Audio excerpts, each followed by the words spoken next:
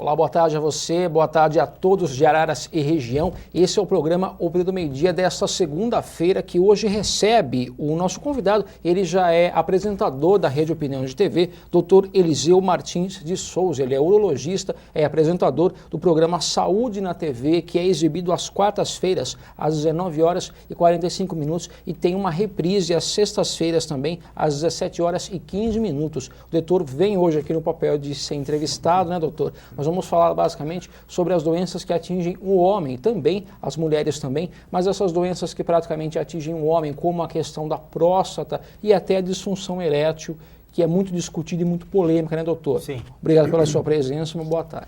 Eu que agradeço, Luiz, a oportunidade de estar agora no outro lado, né, sendo entrevistado, já que às quartas-feiras a gente tem estado aqui à frente do Saúde na TV. Mas nós estamos às ordens aí para as... E quem tiver alguma pergunta, assim como no Saúde da TV, né, pode ligar para a gente, o telefone vai aparecer, já está na sua tela já, eu repasso a pergunta aqui para o doutor. Doutor, vamos esclarecer uma coisa para quem está assistindo a gente. O urologista, ele é um médico basicamente para homem ou isso é um certo preconceito? Né, doutor? E justamente, isso aí é uma dúvida... Ou até um desconhecimento. Exato, até, né? Muitas pessoas têm essa dúvida com relação à atuação do urologista, né? Então, eu dizia há pouco para você, o urologista, ele atua, ele trabalha, ele cuida, tá, das doenças, dos rins e das vias urinárias, quer dizer, rins e bexiga, tanto de homem quanto de mulher. Certo. Então, nesta área urinária, do aparelho urinário, o urologista, ele atende homem, mulher, adulto e criança. No aparelho genital, né, aí sim, testículo, próstata e todo o aparelho genital masculino, então isso é da área do urologista, e o aparelho genital feminino é da área do ginecologista. O médico nefrologista, por exemplo, é uma variação do urologista, doutor? Porque o nefro cuida do rim especificamente, sim, né? Foi bem lembrado também, porque normalmente a chamada especialidade cirúrgica é a especialidade clínica. Certo. Assim como, por exemplo, existe o cardiologista e o cirurgião cardíaco. O neurologista, que é clínico, Sim. e o neurocirurgião, que é cirurgião. No caso dos rins, o nefrologista, ele é mais clínico, tá? Ele trata só clinicamente, e também a questão da hemodiálise, né? Ou a diálise também que é feito nos pacientes. E enquanto o urologista, ele é mais cirurgião. Então, as patologias mais cirúrgicas, embora a gente trate uma infecção urinária, uma cistite, coisa assim. Tá? Mas assim, o urologista é mais o cirurgião e o nefrologista é mais clínico. Vamos falar dos problemas, das doenças tão temidas cada vez mais, doutor Eliseu. Pode ser impressão minha, o senhor pode ser médico, nem tanto. Parece que nunca se falou tanto em câncer de próstata quanto hoje em dia. Obviamente, pessoas que descobrem, que fazem um tratamento, mas pessoas que vêm a falecer por isso também. O câncer de próstata, obviamente, que sempre existiu. O que está acontecendo? As pessoas estão se cuidando mais, está se descobrindo essa doença cada vez mais cedo, por isso que tem se falado tanto disso, doutor Eliseu? Eu diria que é um conjunto de fatores, tá? Claro, a medicina evoluiu, os exames, hoje a gente tem aquele exame de sangue já por demais conhecido, que é o PSA. Sim, que consegue detectar. Detectar tudo, né? O PSA, ele não fecha diagnóstico nenhum se o indivíduo está com câncer ou não. Ele indica que existe alguma alteração e isso sugere que a gente aprofunde a investigação no sentido de detectar se existe possibilidade de câncer ou não. Né? Mas então, essa evolução do PSA, do ultrassom, etc., isso é um fator que, sem dúvida, né? E essa popularização, ou seja, hoje indo para a rede pública, as campanhas, a própria mídia hoje, a televisão, os órgãos de imprensa, né? De jornal, tudo hoje a gente tem, esses programas como esse, que agora você está fazendo, o programa que eu faço, Saúde na TV, outras emissoras de televisão, a gente vê que tem essas informações. E a gente sabe também que, em função do envelhecimento da população, ou seja, a expectativa de vida do brasileiro vem aumentando, consequentemente, as doenças, os tumores, de uma forma geral, eles vão aparecer também na idade mais tardia. Quer dizer, a gente até diz assim, se todos nós começarmos a viver até 150 anos, vai morrer quase todo mundo de câncer. Porque o câncer normalmente também é uma doença que ele vai aparecer numa idade mais tardia. Parece meio inevitável isso, né, doutor? Isso que o senhor falou realmente é uma questão, uma realidade. Gente que já tem uma certa idade, com seus 80, 90 anos, geralmente morre de câncer. É correto dizer que o câncer ele é uma doença da velhice, necessariamente? De uma certa forma, tá? Porque o que acontece? O que é o câncer? São células que elas, de repente, no processo de multiplicação, lembrando da biologia lá, Sim. da mitose, né, etc., nós temos renovação das nossas células, né? E nesse processo de renovação, de repente, uma célula que era normal, ela se desenvolve, ela se reproduz de forma atípica. Então, nós temos que ter uma atipia celular. Essa atipia celular, ela pode evoluir, ou seja, para uma atipia de tal forma que ela surja um tecido novo, daí a palavra neoplasia, gerando uma neoplasia que pode ser benigna ou pode ser maligna. No caso, quando a neoplasia é maligna, é porque o comportamento daquela célula, ele é agressivo ao organismo, ele tem um distúrbio, existe um desarranjo no tecido, levando ao aparecimento e a caracterização médica, científica, diz que é um câncer, que é um tumor maligno. E existem os tumores benignos. Na mulher é muito comum, por exemplo, no útero, o mioma uterino. É um crescimento do útero, mas é um crescimento benigno. Na própria próstata do homem, nós temos o câncer, que é o câncer mesmo, o adenocarcinoma, e nós temos a hiperplasia prostática benigna. Tá? Então, nesse sentido, com o envelhecimento, a probabilidade, vamos dizer, de haver essa atipia, esse desarranjo, ela é maior do que no paciente jovem. Mas nós podemos ter também câncer no jovem. Jovem, eu sempre ouvi dizer, me corrija se eu estou errado, que o câncer na próstata, no homem especificamente, ele é uma doença silenciosa. Realmente é verdade isso, doutor? Correto. No início, tá? Ele não dá sintoma nenhum. Sim. Por isso que nós falamos insistentemente que é importante o homem fazer o exame de... eu sempre falo, e no meu programa também eu tenho falado isso, se fala muito em exame de prevenção. A prevenção dá uma ideia que, não, se eu fizer isso eu não vou ter o câncer. Certo. Não. Se você tem que taciar alguma normalidade ali, exato, especificamente isso. Se você tiver uma predisposição genética a ter o câncer, você vai ter, queira ou não. Sim. Tá? Agora, o exame eu diria que o mais correto é a gente falar exame de detecção precoce do câncer. Certo. É isso que a gente faz. Vamos explicar isso, senhor doutor. Primeiramente, vamos falar do exame da próstata. Para quem é homem, está assistindo a gente, e tem ainda um certo preconceito, vergonha de fazer isso. É feito um exame de toque, basicamente, né, doutor? Você tem que detectar se aquela região está normal. É isso? Na realidade, o exame de prevenção, ou corrigindo como eu gosto de falar, de detecção precoce, ele consiste no exame de sangue, que é o PSA, que nós falamos há pouco, e o exame de toque também, quer dizer, eles são complementares. Só o exame de toque dá diagnóstico? Não. Só o PSA dá? O ultrassom, às vezes, que a gente pede. O único exame que realmente chega a um diagnóstico mais precisão é a biópsia prostática. Certo. Vamos lá então, a partir de que idade então que é orientado o homem a procurar o neurologista e começar a fazer esses exames periodicamente? A avaliação, esse exame de prevenção, como é dito popularmente, ele está indicado a partir dos 45 anos. Certo. Mas se existe um antecedente familiar... O pai, o avô... Isso. Aí o ideal é começar aos 40 anos fazer o exame. Certo. E o que o senhor tem sentido hoje no seu dia a dia, no trabalho no consultório? Os homens têm procurado mesmo fazer esse exame, têm ido mais por pressão da família ou até por orientação do próprio médico quando vai relatar algum outro problema? Eu diria que nós vamos encontrar várias vertentes aí nesse aspecto. Sim. Realmente, existe uma conscientização maior, os homens estão procurando, mas ainda muitos vão assim... pois não, e tal, doutor, vim cá, minha mulher marcou o exame. Quer dizer, a mulher que foi lá e tomou cuidado, marcou, uma mulher mandou vir cá e ia fazer aquele exame. Né? Alguns vêm realmente por uma conscientização própria, né? Que realmente entendem que isso é importante, né?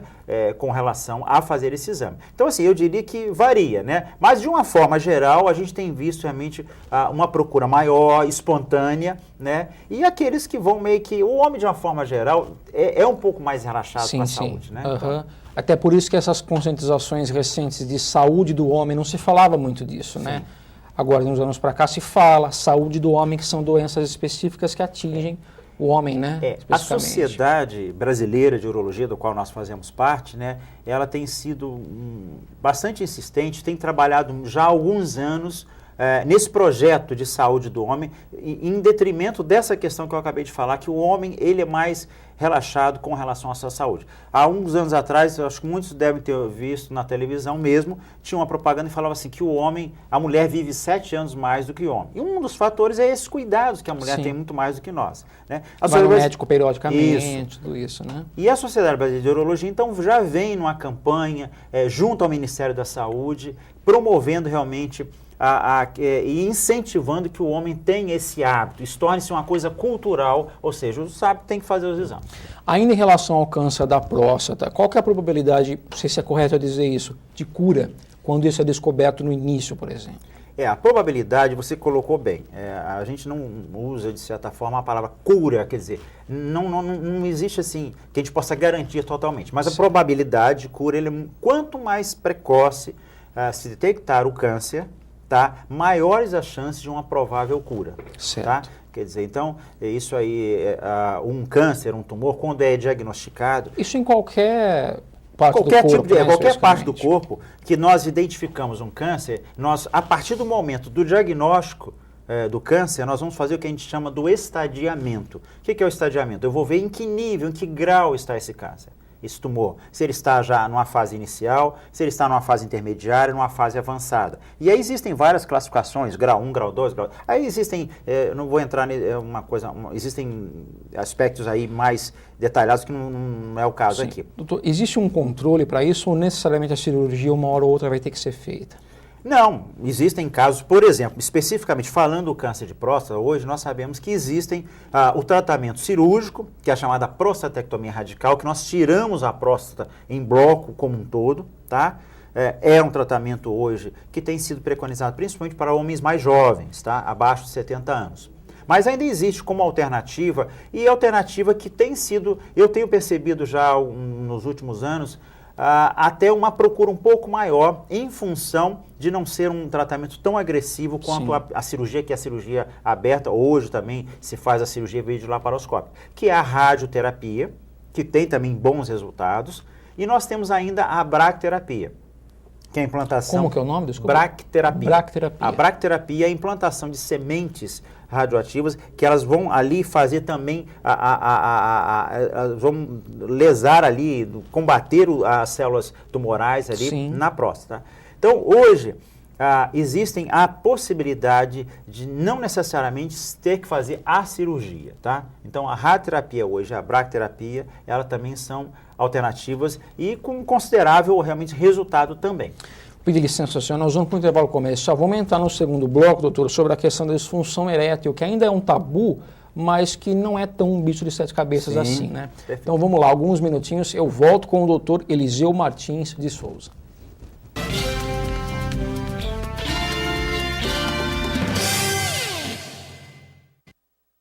Assista todos os domingos, Santa Missa direto da Basílica Nossa Senhora do Patrocínio. Oferecimento Rivera. Venha para os supermercados Faveta. Aqui você conta com lojas mais amplas, variedades e com os produtos de qualidade que só no Faveta tem. O Faveta conta com 2 unidades, uma no centro e outra na Melvin Jones. Nós do Faveta esperamos você com os melhores produtos para melhor lhe atender. Venha para o Faveta e você vai ver que tem coisas que só no Faveta tem. Faveta Supermercados em Araras. Na Mistrinelli Tintas você encontra um mundo de cores, as melhores marcas, Souvenir, Lux Color, Futura e Sherwin Williams. E na Mistrinelli Tintas você encontra um super atendimento personalizado e qualificado. Na Mistrinelli Tintas você encontra super planos especiais em até 10 vezes no cartão e em 96 vezes no Construcards. Além de tudo isso, você encontra 4 lojas para melhor atendê-lo, 2 em Araras e mais Rio Claro e Pirassununga. Mistrinelli Tintas, um mundo de cores.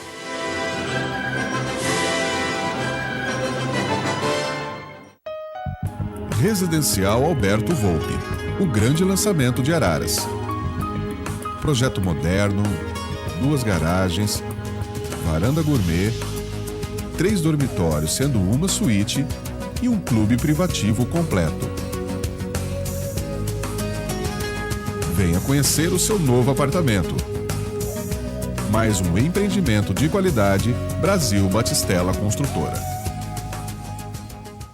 Atenção motorista, entrou no carro, então prenda-se à vida. Não se esqueça de usar cinto de segurança, essa é uma regra válida para todos os passageiros. Respeite a faixa de pedestre. Se estiver dirigindo, não atenda o celular, você pode causar um acidente. E quando for estacionar, respeite as vagas para idosos e deficientes. Faça a sua parte, respeite as regras de trânsito. O trânsito só muda quando a gente muda. Uma campanha da Prefeitura de Araras, porque Araras quer paz no trânsito. Comunicado de utilidade pública. O SAEMA, Serviço de Água, Esgoto e Meio Ambiente de Araras, informa que encontra-se aberto o parcelamento de dívidas e contas atrasadas em até 100 vezes. Os interessados em ficar em dia com as contas públicas devem procurar a Central de Atendimento do SAEMA, na Rua José Bonifácio, 645, Centro. Economize água, denuncie irregularidades no hidrômetro, pague em dia sua conta e evite o corte de fornecimento. SAEMA e Prefeitura de Araras.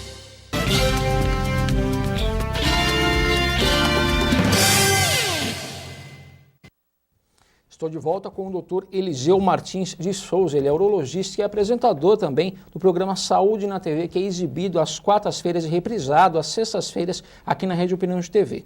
Doutor, nós falávamos sobre a questão do câncer de próstata no segundo bloco. Vamos falar um pouco mais ainda sobre a questão, no primeiro bloco, perdão, sobre a questão da saúde do homem. O senhor, por ser urologista, também trata e cuida da questão da disfunção erétil, né, nos homens. Esse assunto é um tabu ainda, né, doutor? Mas nós temos vários avanços de alguns anos para cá, várias pesquisas e outras questões.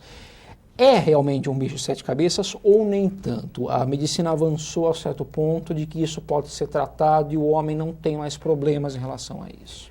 A disfunção erétil, ou também, que a gente diz, a disfunção sexual, as disfunções que sexuais... Que é a perda de ereção, né? A perda de ereção, mas ainda temos a questão não só com relação à ereção especificamente, mas também, por exemplo, a questão da ejaculação precoce. Sim. O indivíduo que tem um prazer sexual muito rápido, consequentemente ele tem o prazer, a ejaculação e perde a ereção. Então acaba caindo também na questão aí. E temos também a questão da diminuição ou perda de libido, ou seja, a perda de desejo sexual. Então, basicamente, essas são as três patologias, disfunções, alterações que nós homens podemos ter com relação à sexualidade, tá? A disfunção erétil, ainda, claro, aliás, falando em disfunção sexual, isso qualquer homem de alguma forma, ele se apavora. O nome estranho, né? Isso para o homem, do ponto de vista emocional, psicológico, de autoestima, é algo assim muito importante. É humilhante. Exatamente. Poder admitir isso, né, doutor? Exatamente. Você colocou realmente essa ideia. E todo homem tem pavor, quer dizer, e realmente assim, quando ele entra muitas vezes em pânico, quando ele percebe que está começando. É claro que isso aí vai depender, inclusive, também da parceira, porque eu digo sempre, a única função do nosso organismo que não depende só exclusivamente da gente, por exemplo, a sua função cardiorrespiratória, a sua função gastrointestinal, urinária, né? é você com você. Quando você fala da função sexual ou do exercício da sexualidade, ela também tem a ver com o outro, com o parceiro, com a parceira, né? Quer dizer, no caso do casal. Então, isso aí é importante porque quando o indivíduo ele se vê que ele está não tendo mais a questão, inclusive a nomenclatura que hoje não se usa, que a possibilidade da impotência, né? Uhum. Aquilo mexe muito com a autoestima dele e o medo disso e apavora. Olha o nome, impotência. Isso, você está impotente para aquela ação. Exatamente. Né?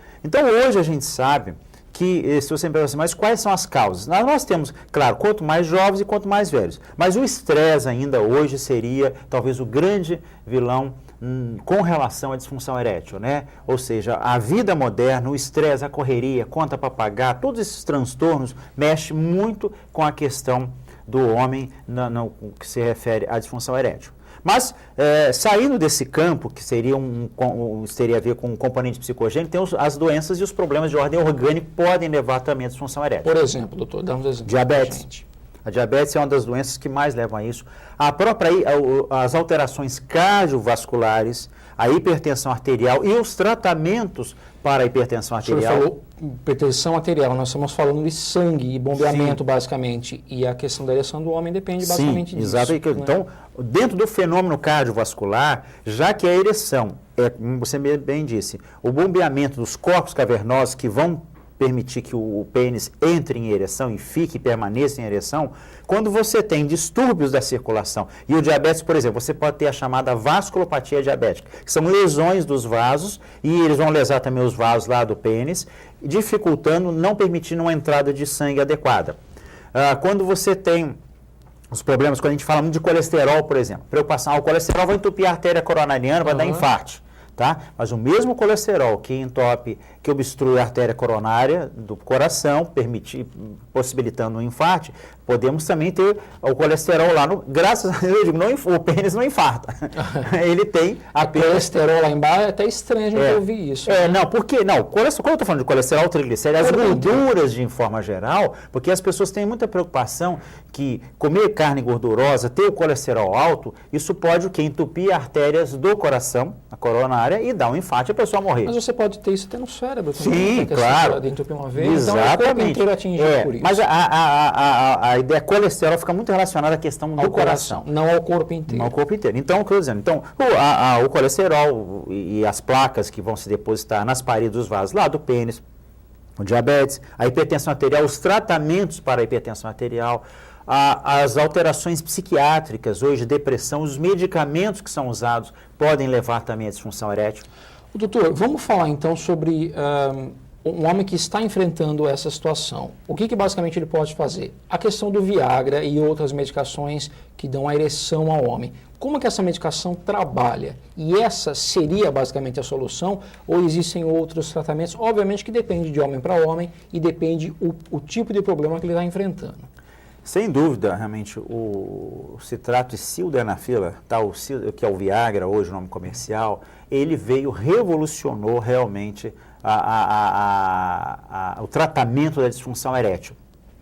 Por quê? O Viagra nada mais é que um vasodilatador de vasos e, no caso, ele age principalmente a nível dos vasos, os capilares sanguíneos lá do pênis. Mas ele também faz com que o sangue corra. Exato, ele melhora a amplitude, dilata as artérias e permite que o fluxo de sangue para o pênis melhore, consequentemente, como você bem falou, o pênis é duas câmaras de sangue, que são os corpos cavernosos. Quando você melhora o fluxo, melhora a ereção.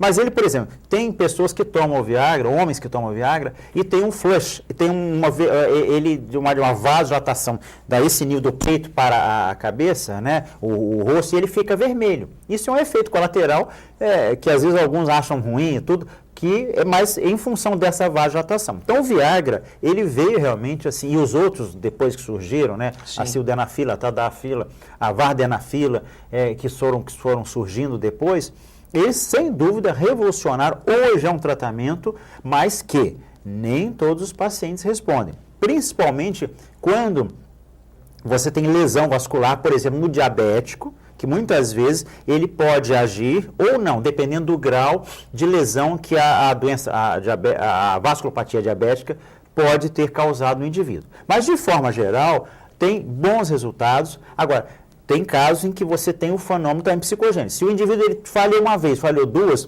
que eu dizia há pouco no início, ele entra em pânico, essa insegurança acaba provocando. Ele mesmo tomando às vezes o Viagra, ele não funciona. Qual a saída para essa questão? Um tratamento psicológico, um acompanhamento? Muitas vezes uma psicoterapia pode ajudar, porque às vezes há indivíduos e indivíduos. Quer dizer, tem pessoas que são muito sensíveis, susceptíveis a traumas emocionais, a pressões de diversas áreas, e é uma coisa interessante que nós sabemos, nós homens, nós só funcionamos com um hemisfério de cada vez, a mulher funciona com os dois, a mulher é capaz de atender o telefone, mexer a comida e ainda balançar o berço lá da criança com Nós homens não. Então, se você está, por exemplo, sob um forte estresse, uma tensão de dívida, de um problema financeiro, de um problema no trabalho, ou mesmo no casamento, seja o que for, se você vai para a cama, né, para ter o seu relacionamento sexual, e no momento que você está lá, você lembra da cabeça em outro lugar, você na hora vai perder a ereção. porque você não consegue trabalhar, né? Desligar daquilo. Então, muitas vezes, precisa da terapia, e a terapia, ou seja, ele tem que primeiro resolver os problemas dele. Ele tem que expor o que está ocorrendo e admitir aquele problema. Toda questão de problema é assim, né, doutor? Exatamente. E a autoestima, quer dizer, que um psicólogo pode trabalhar um pouco nisso, ele saber administrar e separar, ou seja, a questão do estresse que ele está passando, enfim. Olha só, antes de encerrar, a Crislane, a Lourdes, a Carmélia e a Rosa do Postinho do José Almeto mandam um abraço ao senhor, dizem que estão com saudades por aparecer lá e que elas assistem o seu programa aqui na Rede Opinião de TV. Muito obrigado, um abraço para a Crislane, para a Lourdes, realmente são pessoas queridas, nós enfermeiras lá, e que a gente trabalhamos juntos lá, e vão aparecer, pode deixar. Parece lá que elas estão cobrando o senhor, hein? Doutor Eliseu, obrigado pela sua presença aqui, por esclarecer essas questões que são muito importantes, né? A questão da saúde do homem não pode descuidar. Tem que procurar um médico e tem que se tratar. Sem dúvida. Um abraço a todos, né? E a gente está aí quarta-feira com o nosso Saúde na TV, às 19h45. 19h45. E tem uma reprise, só relembrando, às sextas-feiras, às 17h15, às 5h15 da tarde. Obrigado mais uma vez, doutor, pela sua presença. Para vocês de casa, tenham todos uma ótima semana e até a próxima.